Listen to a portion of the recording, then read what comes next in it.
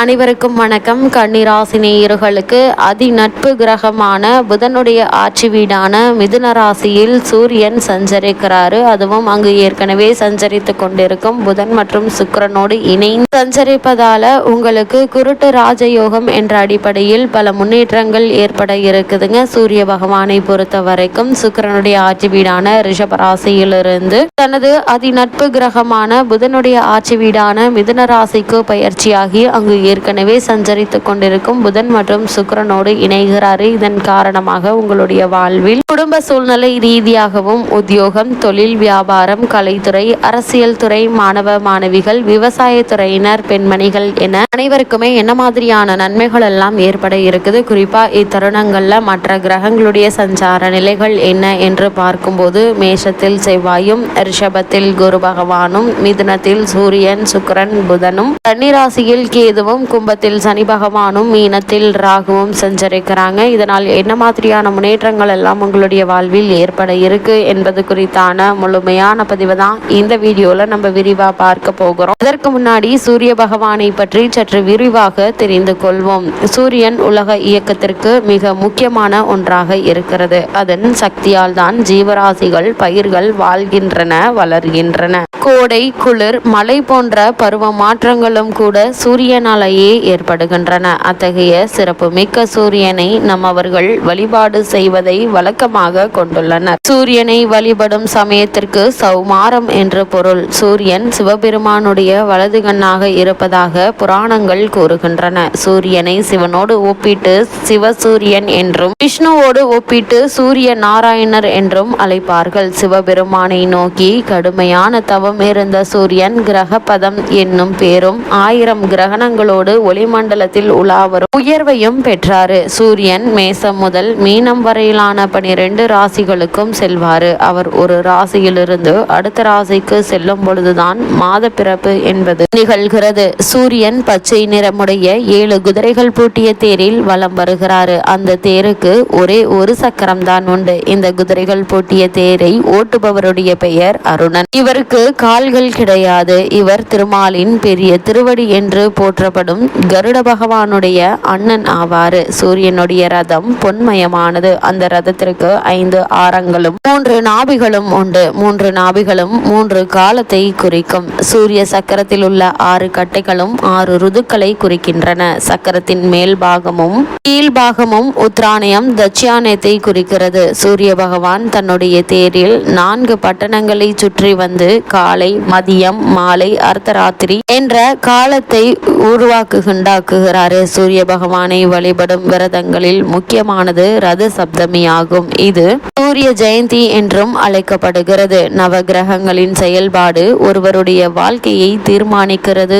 என்று ஜோதிட சாஸ்திரம் கூறுகிறது. இந்த கிரகங்களின் தலைமை பண்பு அதிகம் உடையவர் சூரிய பகவான். 9 கோள்களும் சூரியனை அடிப்படையாக கொண்டு இயங்குகிறது. இந்த பூமியில் வாழும் ஜீவராசிகள் அனைத்திற்கும் சூரியனுடைய ஒளி தேவை. குறிப்பாக ஜீவராசிகள் வாழ்வதற்கு சூரியன் தான் காரணம். குடும்பத்தில் தலைவன் தந்தை என்பது போல் கிரகங்களின் தந்தையான சூரிய பகவான் ஆளுமை திறன் கொண்ட தலைவன் ஆவாறு. சூரிய பகவானை வழிபாடு செய்யும் பட்சத்தில் அவருடைய திறன்கள் எல்லாம் பக்தர்களுக்கு வந்து சேரும் என்பது ஐதீகம். எந்த செயலிலும் தன்னுடைய கை ஓங்கி இருக்க வேண்டும் என்று நினைக்கும் சூரிய பகவான் தன்னை வழிபாடு செய்யும் பக்தர்களுக்கும் அதே பலனை அள்ளி கொடுக்குகிறாரு. எதிரிகள் படை சூழ வந்தாலும், துரோகிகளால் வாழ்க்கை புரண்டாலும் அதனை தாங்கி நிற்கும் தலைமை பண்பை சூரிய பகவான் வழங்குகிறாரு. சுற்றியிருக்கும் எதிரிகள் கூட்டத்தின் நடுவே உங்களை தலைவனாக்கி அழகு பார்க்கக்கூடியவர். அப்படிப்பட்ட சூரிய பகவானை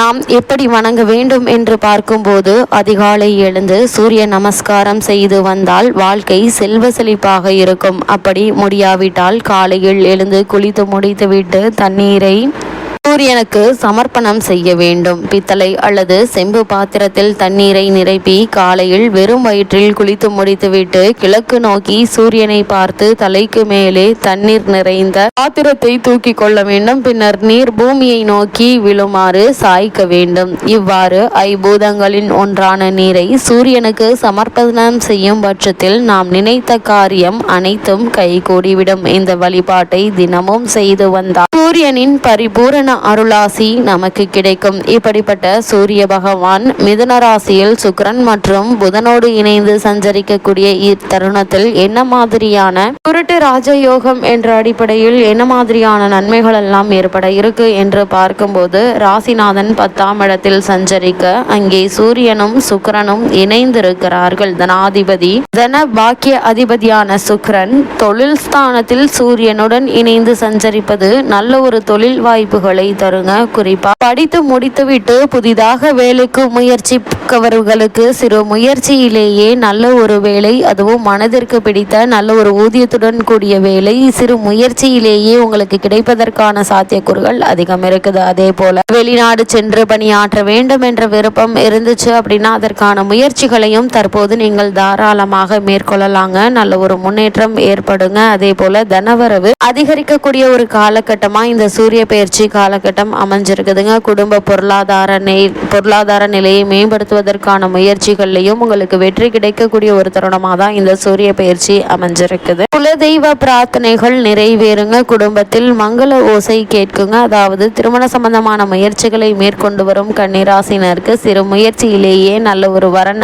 இருக்குதுங்க. இவ்வளவு நாட்களாக ஏற்பட்டு வந்த தடங்கல்கள் தாமதங்கள் விலகி சிறு முயற்சியிலேயே வெற்றி கிடைப்பது உங்களுக்கு அளவில்லா மகிழ்ச்சியை ஏற்படுத்தி கொடுக்க இருக்குதுங்க. இருந்தாலும் உங்களுடைய ஜென்ம ராசியில் கேது சஞ்சரிப்பதால் வரனை பற்றி தீர விசாரித்து ஆராய்ந்து அதற்கு பிறகு வரனை நிச்சயிப்பது நல்லதுங்க. உத்தியோகத்தில் உள்ளவர்களுக்கு காரணமே இல்லாமல் மறுக்கப்பட்டு வந்த பதவி உயர்வு, ஊதிய உயர்வு, உத்தியோகத்தில் கிடைக்க வேண்டிய சலுகைகள் ஆகியவற்றை தற்போது நீங்கள் எதிர்பார்க்கலாங்க. அதே போல தற்காலிக பணியாளர்களுக்கு பணி நிரந்தரம் செய்யப்படுவதற்கான சாத்தியக்கூறுகளும் அதிகம் இருக்குதுங்க. தொழிலில் புதிய ஒப்பந்தங்கள் கையெழுத்தாகுங்க. இதன் காரணமாக வெளிநாடு சென்று வரக்கூடிய யோகம் உங்களுக்கு கிடைக்க இருக்கு என்பதை சூரியனுடைய நிலை தெளிவுபடுத்துதுங்க. கன்னிராசியை சேர்ந்த கலைஞர்களுக்கு மகிழ்ச்சியான செய்திகள் ஒன்றன் பின் ஒன்றாக கிடைக்கக்கூடிய ஒரு தருணமாக தான் இந்த தருணம் அமைஞ்சிருக்குது என்பதை சூரியனுடைய நிலை உங்களுக்கு அறிவுறுத்துதுங்க. கன்னிராசினியர்கள் என்ன மாதிரியான விஷயங்கள்ல நீங்கள் கவனமாக இருக்க வேண்டும் என்று பார்க்கும்போது, அஷ்டம ராசியில் செவ்வாய் இருப்பதையும் 7ஆம் ராசியில் ராகு இருப்பதையும் மறந்துவிட வேண்டாங்க. உணர்ச்சி வசப்பட்டு அவசர முடிவுகளை எடுக்க வேண்டாங்க. ஏன்னா ராசிக்குள் கேது இருப்பதால மனக்குழப்பங்கள் எட்டி பார்க்குங்க. சரியான முடிவாக இருந்தாலும் கூட அவற்றிலும் இது தவறாக முடிந்து விடுமோ என்ற எண்ணங்கள் தோன்றுவதற்கான வாய்ப்புகள் அதிகம் இருக்குது. சோம்பேறித்தனம் அதிகரிக்குங்க. எந்த வேலையையும் பிறகு பார்த்து கொள்ளலாம் என்ற எண்ணம் தோன்றுங்க. கணவன் மனைவிக்குள் தேவையில்லாத வாக்குவாதங்கள் உருவாகலாங்க. அதனால் சற்று விட்டு கொடுத்து அனுசரித்து நடந்து கொள்வது நல்லது. உறவினர்களிடம் எச்சரிக்கை தேவைங்க. அறியாமல் செய்யும் காரியம் குடும்பத்தில் அமைதி இழக்க செய்யுங்க. அதனால் கவனமாக இருப்பது மிக மிக நல்லது. கன்னிராசினியர்களுக்கு கிரகநிலைகளின் ரீதியாக கூறப்படும் பரிகாரம் என்ன என்று பார்க்கும்போது, சனிக்கிழமை காகத்திற்கு ஒரு உருண்டை சாதம் வையுங்க. எதிர்காரியங்களை மறக்க வேண்டாங்க. அவற்றை செய்வதன் மூலமாக எண்ணற்ற நன்மைகள் உங்களுடைய வாழ்வில் ஏற்படும்.